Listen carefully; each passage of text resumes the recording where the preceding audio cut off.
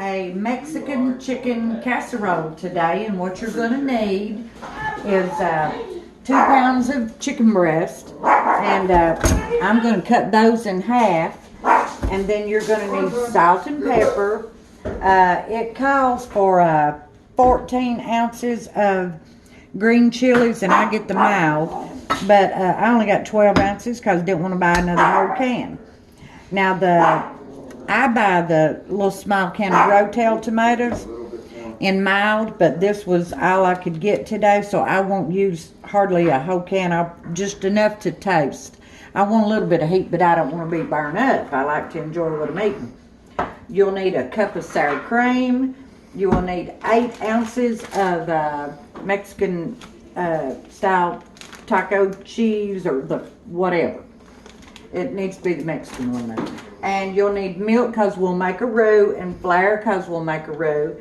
And I will cover you'll need a casserole dish, and I'll put butter in it. And then here's my pan for frying my chicken. And then this stuff I've just got because I'm going to make a simple salad to go with it, and probably a little pan of cornbread. You know how I am. But I'm going to get this chicken on and get it going in this big orange skillet because you want to fry it first, and then I will, and don't roll it or anything. I'll come back and show you. Thank you. Hey guys, I was bringing you back so I could show you what I was doing. I have got the chicken cut up. I sliced it in half. I thawed it out in the microwave. It froze. Right there it is. And then the oil for frying the chicken. I've got my oven heating up to 350. I forgot to tell y'all that part. And there's construction going on in the house. I apologize. I got my pan buttered. And I'm getting ready to get this chicken on and get it going. And I'm just going to fry it about 3 minutes on both sides on probably about medium heat. You don't want it to get brown and dry out real bad. And you're only going to bake everything about 27, 28 minutes, 30 minutes tops. So let's get our chicken in there.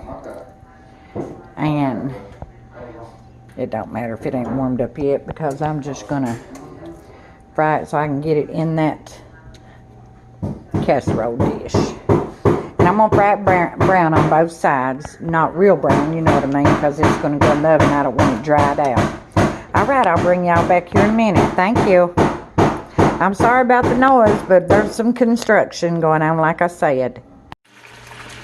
Hey guys, I want to show you the next step, what I'm doing.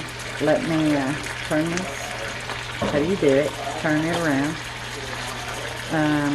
It's not turning. Alright, I'll turn it around.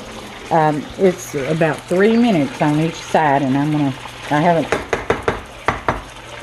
salted or peppered yet. I wanted to wait and show you guys. And I'm not doing anything fancy. I'm just gonna, like I said, about 3 minutes on each side, and I didn't overload the skillet. And the thinner pieces, as they get done, as they get browned, I'll just take them out till it's all ready to go in the, well, it ain't ready yet to turn. I kind of want them to get browned before I turn them. Alright then, I'll bring you back. I'll salt and pepper that other side too. Alright, thank you. Let me show you a little trick on this iceberg lettuce head. A little trick I learned a long time ago. If you take your lettuce head and pick it up and hold it firmly, and then you just whack it a couple of times. Now, a lot of people probably already know this, but for the ones that don't, that whole center thing, look at that. It just pops right out. You talking about making your life simpler and easier. And then these just kind of break off, these big old things, and then you can clean off the other leaves, and look at that, how neat and tight. Just from, look at that. Bring the worst of it off. Alright, thank you. Hi guys, I've got all the chicken fried up. Right there it is. And you can see it's just, It's just browned. It's all done good, and it's still real tender. At least that's the hope. I might have got a piece or two a little bit too brown, but I hope not.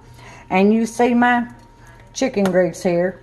And I'm going to make me a roux in that with just, you know, probably 4 or 5 tablespoons of flour. And I'm going to try not to use no more than or not half, but no more than 2 cups of milk. And I've just now turned it off, so I'm going to get it back on. I'm going to show you what I'm going to do right here. Lord, I'll never find let me find that thing that opens cans. I will be back in a minute. I'm going to show you guys how this roux is going to go down with this can opener. Oh, yeah, this thing just... Oh, I got it. I am going to... What you want to do is you want to open... In a perfect world, you would have 2 7-ounce cans, but... That ain't right. Oh, I forgot to turn it back once. That ain't how it worked out for me today. And what you want to do is you want to leave the juice in them. Put it right in there. I got that skillet on. That ain't too hot. It'll cool down. It'll be alright. It will be okay. I say that a lot. Get that out of my hand. I'm done with the butter. I'm going to open all 3 of these. Let me go ahead and open this. And I'm going to get my flour and milk. All that I'm going to put of this should have been Rotel in there.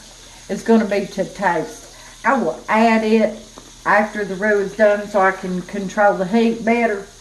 But all 3 of the chilies that I got, the green chilies, are mild. And I'm going to put them in now with my flour and whatnot. And then I'll bring y'all back when it's time for the sour cream and the Rotel tomatoes. I'm calling them Rotel because that's what I normally get. I get mild Rotel tomatoes. But I got stuck with hot salsa today. But it'll be okay. See you in a minute. Alright guys, this is what it looks like. It's got probably 5 tablespoons of flour in it, and that is all of those green chilies, and I'm letting it fry up some. And I had to add just a dab more grease to it. I don't want this to get brown or nothing like that, but I want that raw flour taste off of it.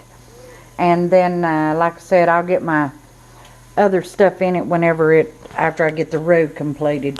That was my big old hand.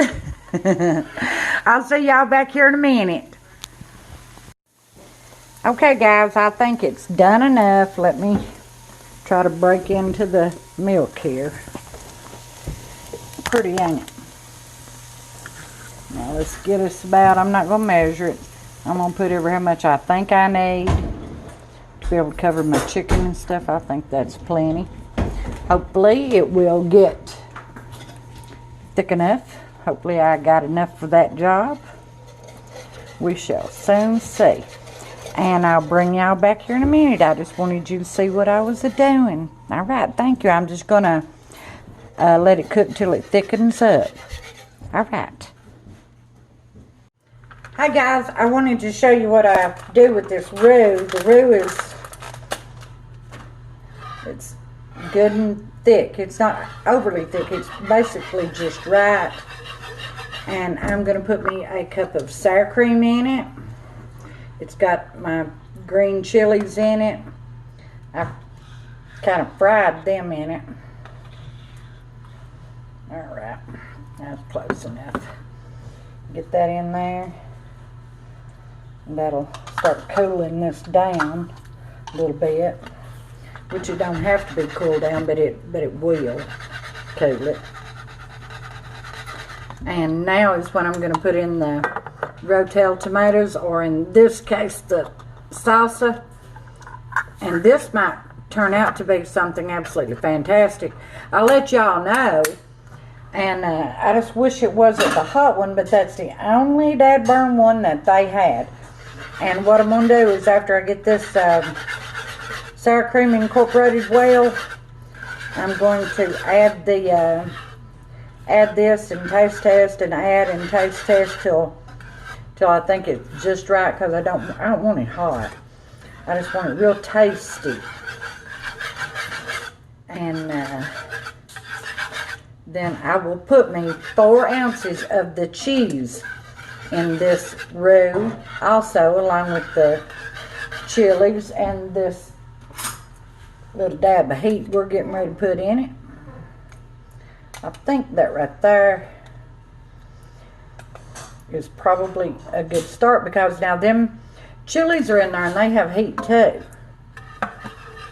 Oh, smells scrumptious. Made my mouth water.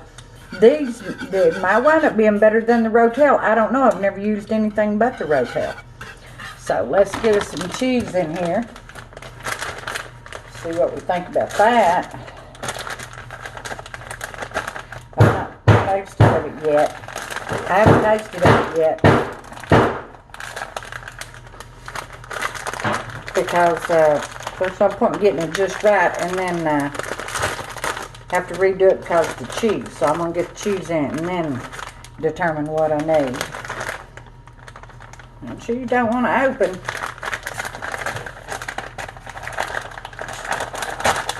Right, there it comes. Alright, let me take a whack at about 4 ounces of cheese. That looks good to me right there. I'll get that stirred up. I'm going to get this mixed up in here.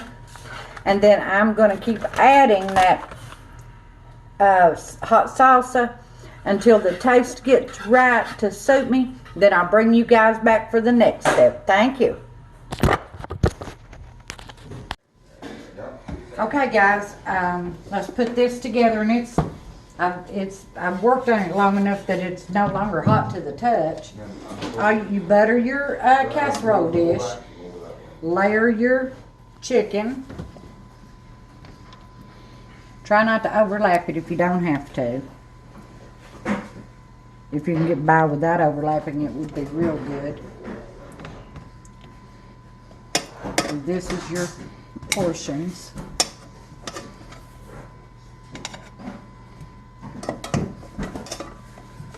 That's fine. That worked out pretty good. Nothing overlapped. And then you want to get something big enough to... This is perfect to dip with because it's not scalding hot anymore. You dip your sauce that we made. It's a roux and it's got the green chilies added, and I wound up using the whole can, and it is not hot at all. It give it immense flavor though. It give it so much flavor. And then I've got the 4 or 5 ounces of cheese in here, and then we're going to put it in the oven for 30 minutes. I'm going to put cheese on top of it right here in just a minute. And I couldn't get an avocado because what you would want to do is just dice up an avocado after it comes out of the oven, after you add your last cheese to it. And dice that up on top with some diced tomatoes. But we have one that doesn't care for diced tomatoes, and I couldn't get the avocado, so that's why I'm making the salad. So put all this in here because it's just absolutely too good not to. It's got the chilies and the peppers and the onions and all that stuff's in the, would be in the Rotel. It's in that little can of stuff about there too. That's enough. And now let me get that in the oven on 350 for half an hour, and then I will bring it out and I will add some more cheese, some more fresh cheese on top. No, I forgot a step here, but now I'm getting ahead of myself. What I want to do is put some cheese, not too much, and then some more of this. I about forgot that step.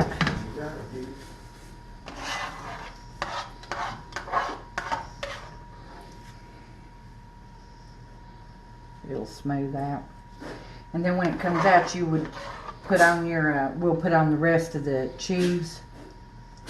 And then if you had it, you dice up an avocado fine and add it on top. And a tomato, add it on top, and then it'll be ready to serve. But we're going to do it our way because we don't have everything we need. Couldn't get it. Couldn't find an avocado nowhere.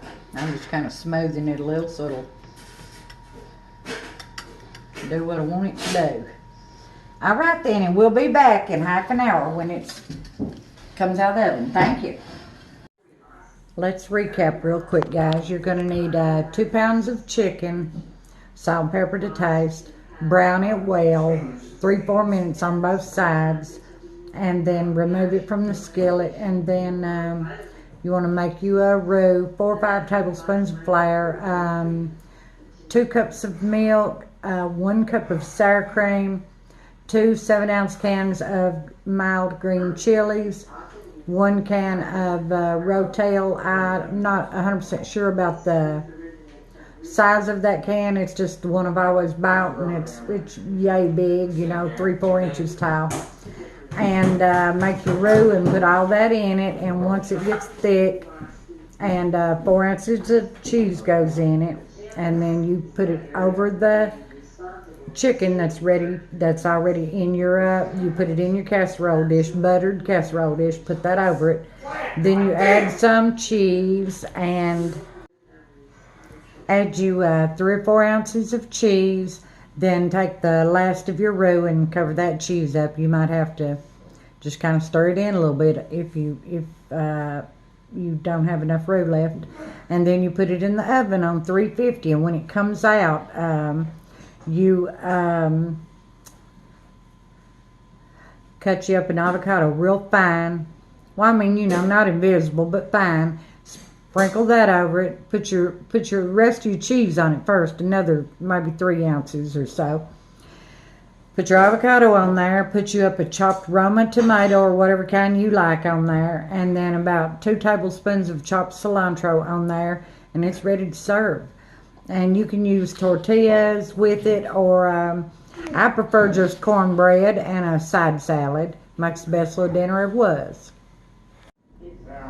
Okay, guys, it's been 32 minutes, so let's get it out of the oven and see what we're up against here. Oh, it's bubbling away, just what we want it to do.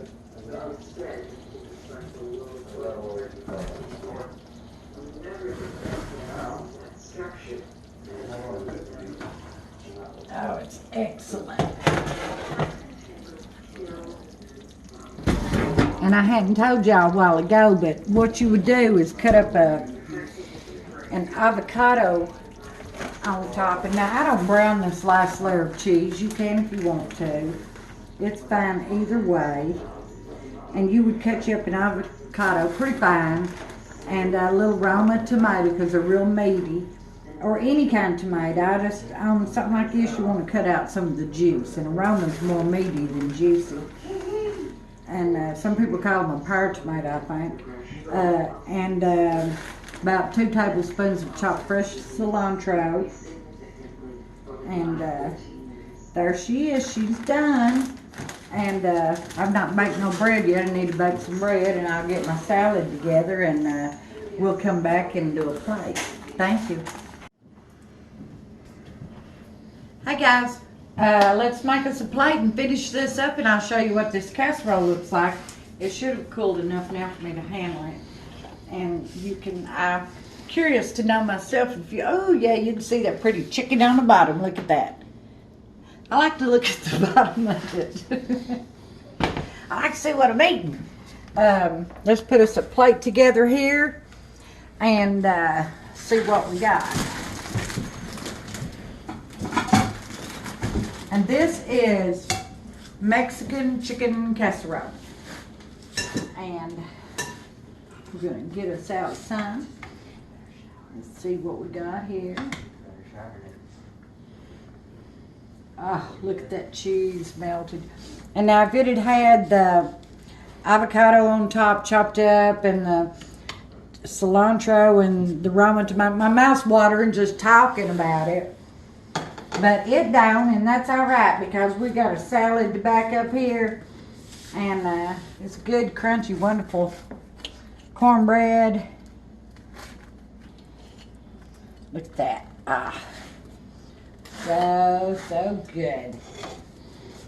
I can't talk about it hardly for my mouth watering. Little old salad, and we put the tomatoes on the side because we got one that just does not care anything about tomatoes. Instead of putting them on the casserole. And I couldn't get dad burn avocado. I checked 2 different places. I give up on it. All right. Here you go, guys. Until next time. And I just want to say that I appreciate y'all, everyone, and for your patience during this, all this that's going on around here and the noise that we were making. Thank you.